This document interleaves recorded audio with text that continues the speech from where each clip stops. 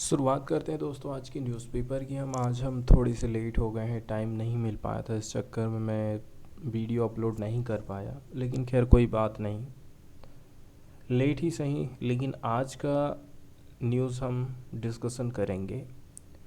शुरुआत हम एडिटोरियल के साथ में करने वाले हैं। तो जो पहला एडिटोरियल हम देखने वाले हैं वो गिग वर्करों से रिलेटेड है।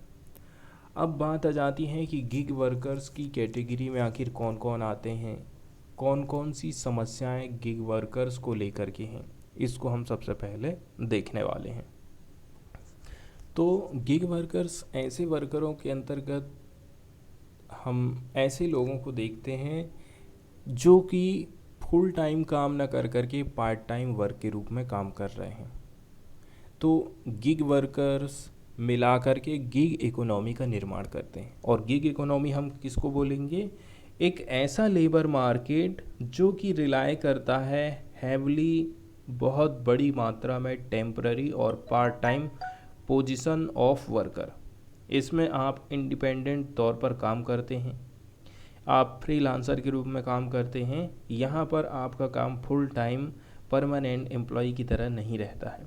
Gig workers gain flexibility and independence but little और नो जॉब सिक्योरिटी। एग्जाम्पल के तौर पर जैसे अमेजन का कोई पार्सल बांटने वाले की हम बात कर लें, या फिर जोमाटो में कोई काम करने वाला व्यक्ति है, उसको बोल दिया जाता है कि आपको एक पार्सल आप बांटोगे तो हम आपको 100 रुपया देंगे, दिन भर में जितना बांटना हो आप बांट लो। इस प्रकार से हमने उसको आज़ादी दे दी है कि आप अपने हिसाब से टाइम निर्धारित कर लो, जितना कमाना है आप अपने हिसाब से कमा लो। लेकिन यहाँ पर जो परमानेंट व्यक्ति के पास आज़ादी है, आज़ादी तो उतनी नहीं है, ज़्यादा आज़ादी है गिग वर्कर के पास में, लेकिन रुपया परमानेंट वाले के पास में ज़्यादा रहेगा। जॉब की सिक्योरिटी रहेगी, बहुत सारी सुविधाएं मिलेंगी, चाहे वो मेडिकल हो, चाहे वो रिटायरमेंट के बाद पेंशन की सुविधा हो, चाहे वो पीएफ वाली सुविधा हो। तो इन्हीं सब बातों को ध्यान में रखते हुए राजस्थान की गवर्नमेंट की तरफ से गिग वर्कर्स को सपोर्ट देने के लिए एक बिल प्रस्तुत किया गया है। इसके लिए राजस्थान की सरकार ने एक वेलफेयर बोर्ड बनाने की बात कही है। इसी से रिलेटेड ये एडिटोरियल छपा है। यहाँ एक वर्ड यूज़ किया गया हेराल्ड्स। ठीक है, हेराल्ड्स का मतलब होता है अग्रदूत, किसी भी चीज़ में अपने आप को आगे लेकर के चलना। एक अंदाज़ा ऐसा लगाया जा रहा है कि जो 8 मिलियन लोग हैं वो एम्प्लॉयड हैं एक इंडस्ट्री में, built on the back of smartphone revolution, जिसका निर्माण कैसे करके हुआ है? स्मार्टफोन के आने से हुआ है। Gig work has become a major source of job. आज के टाइम में जो गिग वर्क है ये जॉब के लिए, हमारे ये देश के यूथों के लिए एक बहुत बड़ा सोर्स बन गया है। It goes without saying that in a country where informal labor and unemployment have defined the nature of jobs market in the last decade, the gig economy has been a beneficial outlet of employment. तो अभी जो time period बीता है उससे तो हम यदि ये अंदाज़ा लगाएं कि गिग इकोनॉमी जो है काफ़ी बेनिफिशियल मानी जा रही है एम्प्लॉयमेंट के लिए, तो ये बात सही है। ये स्पेशली ट्रू मानी जाती है। अब ये बात जो है ना स्पेशली ट्रू मानी जाती है किसी भी यूथ को लेकर के, किसी भी माइग्रेंट वर्कर की यदि हम बात करें, क्योंकि चाहे कोई भी युवा व्यक्ति हो, चाहे वो माइग्रेंट लेबर हो, वो हमेशा से यही कोशिश करता है कि कैसे न कैसे करके बहुत क्विक तरीके से अपनी जो फाइनेंस, अपनी जो रुपया पैसा है उसको सिक्योर करे। इसके साथ साथ में मतलब वो तेज़ी के साथ में पैसा भी कमाना चाहता है, ज़्यादा से ज़्यादा भी उसको पैसे कमाना है, और दूसरा नंबर की बात ये है मुझे टाइम कम से कम देना पड़े। An option used by informal worker who have used gigs for moonlighting। तो इनफॉर्मल वर्कर्स के लिए ये एक बहुत ही अच्छा रास्ता हो सकता है। विद ग्रोइंग स्मार्टफोन यूज़, आज के टाइम में स्मार्टफोन का यूज़ बढ़ते जा रहा है, इसके साथ साथ में आप ऐप के ऊपर ज़्यादा से ज़्यादा डिपेंड होते जा रहे हैं। इसी के साथ साथ में अपॉर्चुनिटी भी बढ़ती जा रही है, लेकिन हम देख रहे हैं दूसरी तरफ में कंपटीशन काफ़ी बढ़ रहा है एमंग प्लेटफॉर्म्स। इस प्रकार के जो प्लेटफॉर्म बनाए गए हैं, ऐप बनाए गए हैं जो कि गिग इकोनॉमी के रूप में काम कर रहे हैं, इनमें कंपटीशन बढ़ते जा रहा है। सस्ता से सस्ता लेबर मिल जा रहा है, have lead to a lowering of incentive. इससे क्या हो रहा है, लोगों को उतनी ज़्यादा पैसा नहीं मिल पा रहा। कंपनी आपको बोल रही है कि इससे कम में तो सामने वाला व्यक्ति तैयार है, तो हम आपको इतना रुपया क्यों दें। इसके साथ साथ में वर्क के जो घंटे हैं वो भी, उसमें भी अनसर्टेनिटी है कि कितने घंटे आपको काम करना पड़ेगा। इसका मतलब यह है कि यहाँ पर भी कुछ ना कुछ समस्याएं हैं। Adding this to the fact that gig workers are not recognise as workers. इसका रीज़न क्या है, क्योंकि वर्करों को कभी भी वर्कर के रूप में रिकॉग्नाइज नहीं किया गया है, जो कि गिग वर्कर्स के रूप में काम कर रहे हैं, बट पार्टनर्स के रूप में इनको बोला जाता है by most aggregating platform and that the lack of any social security. इसी के चलते चलते आपको बोल रहे हैं कि आप हमारे बिजनेस पार्टनर हो, और जब आपको पार्टनर बना लिया गया है तो आपको कोई भी सोशल सिक्योरिटी नहीं देंगे, या सोशल सिक्योरिटी से रिलेटेड कोई भी बेनिफिट नहीं मिलने वाला है, क्योंकि आपको वर्कर की कैटेगरी से हटा दिया गया है। वर्किंग कंडीशन भी जो है हरास करने वाली है। वर्किंग कंडीशन कैसी है, ये भी हमें परेशान करने वाली है किसी भी इंडस्ट्री में। This is now evident in growing flash strikes by gig workers. और यही सब तो बातें ऐसी हैं जिसके चलते चलते बहुत सारे जो गिग वर्कर्स हैं उन्होंने स्ट्राइक किया है। इस हिसाब से यदि हम देखें, एक डिसीजन लिया गया है राजस्थान की गवर्नमेंट के द्वारा to deliver a Rajasthan platform based gig workers bill 2023, registration and welfare bill 2023। इसका वेलकम किया जाना चाहिए, जबकि अभी हमने इसको असेंबली इलेक्शन के पहले हिला दिया है। इसमें परिकल्पना की गई है एक वेलफेयर बोर्ड की, इन्वेस्टिगेस मतलब होता है परिकल्पना करना। सरकार कहती है कि हम एक वेलफेयर बोर्ड बना रहे हैं जो कि डिज़ाइन करेगा वेलफेयर की पॉलिसीज़ को, ये सुनवाई करेगा गिग वर्कर्स की समस्याओं को on a piece rate basis. The specificities of the policies and how they might benefit the worker are still unclear. इतनी अच्छी बात तो कही जा रही है, लेकिन यहाँ पर एक चीज़ तो ये भी क्लियर नहीं है कि कैसे करके इससे माइग्रेंट वर्कर को या फिर जो गिग वर्कर है उनको फ़ायदा पहुँचने वाला है। ये बोर्ड बनाया गया है जो कि काम करेगा सोशल वेलफेयर कॉर्पस के रूप में, फंड के रूप में, which will be financed by a cess on digital transaction. आप जो डिजिटल ट्रांजैक्शन कर रहे हैं, platform that utilise the gig workers, ठीक है, ऐसे प्लेटफॉर्म जहाँ पर गिग वर्कर्स लोग भी काम कर रहे हैं, वहाँ पर सेस लगाया जाएगा डिजिटल ट्रांजैक्शन में, और वही सेस फिर इस फंड में जाने वाला, और उसी फंड का इस्तेमाल किया जाएगा गिग वर्कर्स को ऊपर उठाने के लिए। इस प्रकार की जो स्कीम है इसको आप अनफेमिलियर नहीं बोल सकते हैं, ठीक है। Platforms worker in the transport sector in the Thailand and Malaysia. Thailand और मलेशिया की यदि हम बात कर लें एग्जाम्पल के तौर पर, benefit from health and accident insurance as well as social security that is financed by a deduction of 2% for every ride। Platform worker जो कि ट्रांसपोर्ट सेक्टर में काम कर रहे हैं, कहाँ, थाईलैंड और मलेशिया में, इनके लिए हेल्थ और एक्सीडेंट इंश्योरेंस की स्कीम का फ़ायदा कैसे करके मिलेगा, इसमें डिडक्शन किया जाएगा 2% एवरी राइड का। रिसेंटली यूनियन गवर्नमेंट ने पास किया है code on social security, one of 4 labour codes which also allowed for some social security for gig worker. यहाँ पर भी कुछ कुछ गिग वर्कर को सोशल सिक्योरिटी प्रोवाइड करी जाती है, लेकिन ये जो स्कीम है ओनली रिमेन्स ऑन पेपर, ये केवल पेपर में ही देखने को मिलता है और इसका प्रॉपर इम्प्लीमेंटेशन नहीं किया गया।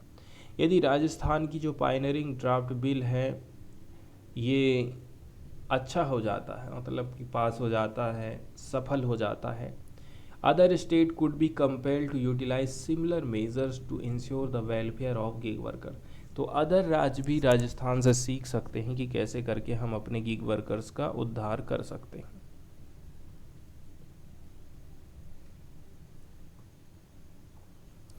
इसके बाद जो नेक्स्ट एडिटोरियल हम देखने वाले हैं, ये एडिटोरियल नॉर्मली डिजिटल टेक्नोलॉजी से रिलेटेड है। तो थर्ड जनरेशन वेब की यहाँ पर बात करी जाती है, किस प्रकार से पब्लिक गुड के रूप में ये काम कर सकता है। There is a pervasive notion that third generation web is biased toward gaming and cryptocurrency industry। एक आरोप ये लगाया जाता है थर्ड जनरेशन वेब के ऊपर कि ये जो थर्ड जनरेशन वेब है ये गेमिंग और क्रिप्टो करेंसी इंडस्ट्री के हिसाब से नहीं तैयार किया गया है। फिर भी 2021 की एक रिपोर्ट है जो कि US India strategic partnership forum के बारे में है, वो बताती है कि ये जो थर्ड जेन वेब है ये क्रूशियल मानी जाती है for India to realise its 1.1 trillion digital asset opportunity by 2032। आने वाले टाइम में हमारे देश की डिजिटल इकोनॉमी भी बढ़ते जाएगी और लगभग 1.1 ट्रिलियन डिजिटल जो एसेट है इस इतनी अपॉर्चुनिटी क्रिएट करने वाला है थर्ड जनरेशन वेब। एक पॉलिसी परस्पेक्टिव से यदि हम देखें तो जो नेक्स्ट जेन वेब है ये काफ़ी कॉम्प्लेक्स माना जाता है। Part of the problem lies with the diverse description. Problem कहाँ पर है? Diverse descriptors employed by expert. इसके साथ साथ में जो वेब का इमेंस सोशल रिलेवेंस है ये काफ़ी हार्ड माना जाता है यदि समझने की हम कोशिश करेंगे तो।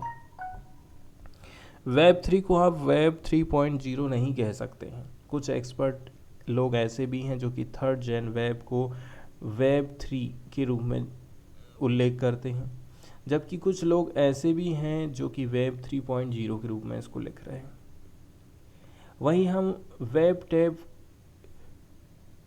टेक बब्स की बात करें, वेब 3 डिसेंट्रलाइज माना जाता है। इसके अलावा प्राइवेसी ओरिएंटेड इसको निर्माण किया गया है, ब्लॉकचेन पर आधारित ये काम करता है और क्रिप्टो एसेट फ्रेंडली माना जाता है।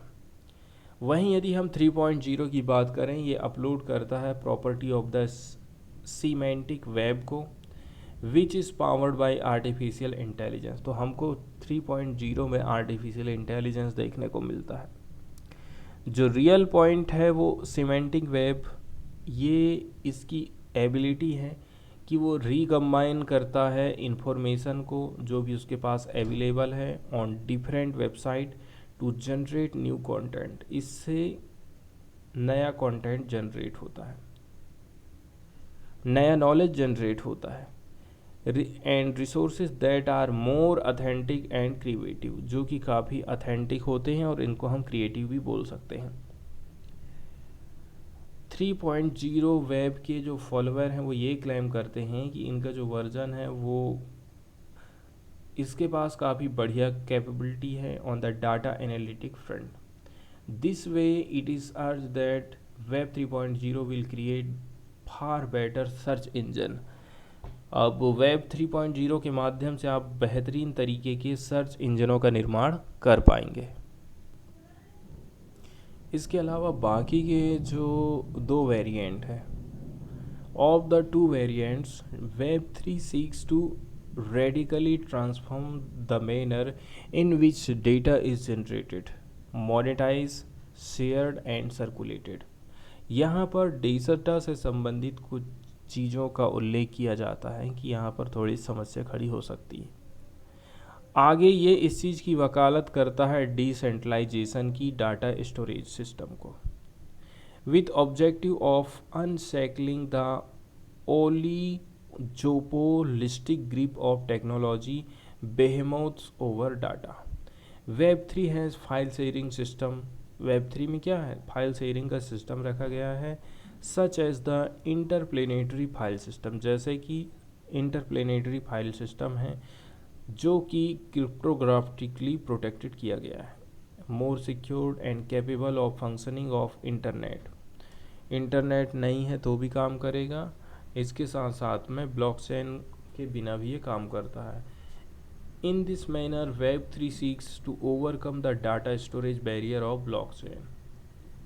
तो इसका मतलब ये है कि ये ओवरकम कर देगा डाटा स्टोरेज के बैरियर को, ब्लॉकचेन टेक्नोलॉजी को। इसके बाद वाली जो न्यूज़ है वो हम देखने वाले हैं OTT प्लेटफार्म से रिलेटेड। ठीक है, कोर्ट ने स्टे लगा करके रख दिया है, इसके बावजूद भी OTT जो प्लेटफार्म है कौन कौन सी चीज़ों को फेस कर रहे हैं, क्या क्या प्रेशर वो झेल रहे हैं। जैसे कि ये जो पिक्चर आप देख रहे हैं ये मोबाइल में पहले नंबर पर नेटफ्लिक्स बना है। तो नेटफ्लिक्स जैसे कुछ प्लेटफार्म हैं जिनको OTT के अंतर्गत रखा गया है। तो नेट अलर्ट को लेकर के देखें तो 2 एडवाइजरी इशू करी जाती हैं IB मिनिस्ट्री के द्वारा।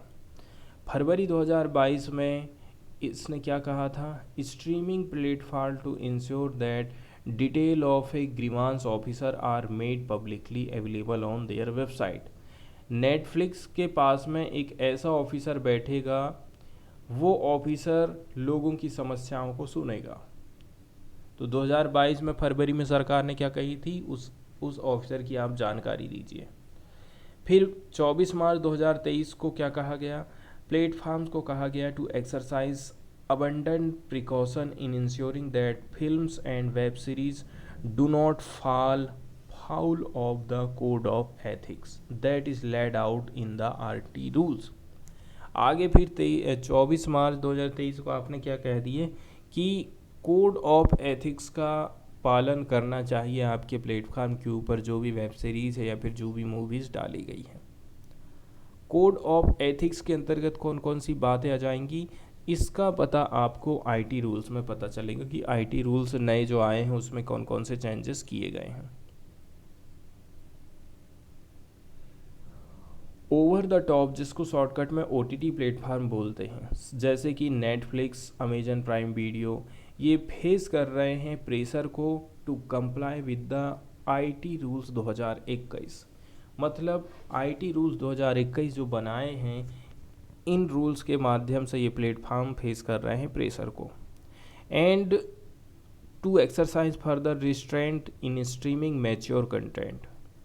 यहाँ पर जो मैच्योर कंटेंट है, कहना चाहिए वयस्क लोगों के लिए जो कंटेंट रखा गया है, उसकी स्ट्रीमिंग में प्रॉब्लम जा रही है। This is despite the fact that 2 high court have stay provision of IT rule. दो हाई कोर्ट ने IT रूल के प्रोविज़न के ऊपर स्टे लगा दिया, फिर भी ये समस्या पैदा हो रही है। which require them to appoint a grievance officer and take down content when ordered to do so by a self-regulatory body। अब यहाँ पर यदि जो सेल्फ रेगुलेटरी बॉडी है वो मना कर रही है, कंटेंट हटाने के लिए बोल रही है, तो आपको हटाना पड़ जाएगा, ऐसा कहा जा रहा है। फिर 2 एडवाइजरीज़ की बात कर लें तो ministry of information and broadcasting, इसने इशू किया था 2 एडवाइजरी और इस इशू को लेकर के। पहली जो थी वो फरवरी 2022 की थी, told the platform to ensure that grievances officer detail are made publicly available on their website.